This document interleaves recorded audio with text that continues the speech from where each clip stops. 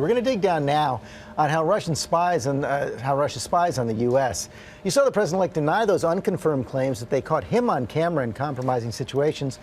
But as our chief investigative correspondent Brian Ross reports, that is standard operating procedure for the KGB. Brian's back with a closer look. Hey, Brian. Hey, good morning, George. The Cold War may be over and the KGB may have a different set of initials, but it's increasingly clear from the new allegations out of Russia that the world's second oldest profession, espionage, is alive and well in Moscow. Spies up to their old tricks, including the use of members from an even older profession. This is the kind of video every American diplomat and business person is warned about when traveling to Russia. A U.S. embassy employee secretly filmed, allegedly with a prostitute in a Moscow hotel, complete with background music. U.S. officials say a Russian spy agency posted this video online after the diplomat refused to work as a double agent. The Cold War ended, but the Russian intelligence operations in hotels in Moscow targeted against Americans has never stopped. Which is why U.S. officials felt they could not simply dismiss the unsubstantiated allegations that the Russians had targeted Donald Trump when he traveled to Moscow in 2013 for the Miss Universe contest. Trump claimed Wednesday he was too smart to fall for any such Russian trap. In those rooms, you have cameras in the strangest places, cameras that are so small with modern technology, you can't see them and you won't know. You better be careful, or you'll be watching yourself on nightly television.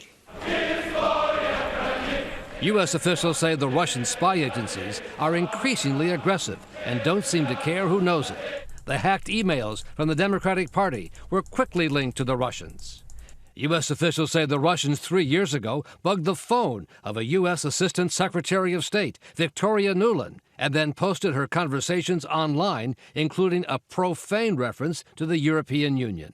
That would be great, I think, to help glue this thing and have the UN help glue it. And, the EU. And the espionage efforts continue apace outside of Russia. British officials have linked the murder of Putin rivals in London to Russian intelligence officers. And experts say spies like the ones depicted in the FX network program The Americans are still prevalent. Super secret spies living next door. They look like us. They speak better English than we do. A suburban couple in the 1980s leading a double life, planted by and reporting back to Moscow. We won't let you down, General. The modern-day version involved Russian spies, some of whom have been kicked out of the country after being discovered in Boston, Washington, and New York. Most memorably, the glamorous young Russian woman, Anna Chapman, now back in Russia as a hero. They could be anybody. They could be your neighbor. They could be anybody else. But you look at them, you look at their background, and there's no indication that that individual is connected with, for example, the Russian government. Experts say such undercover operations are a technique favored by a former KGB colonel who's now the Russian president, Vladimir Putin. And, of course, it was President Putin who the U.S. says was behind the hacking of the Democratic Party, all designed to help elect Donald Trump, George. Of course, they're making no judgment on this targeting of Vladimir. Still unsubstantiated, but they're very active in any case. Okay, Brian Ross, thanks very much.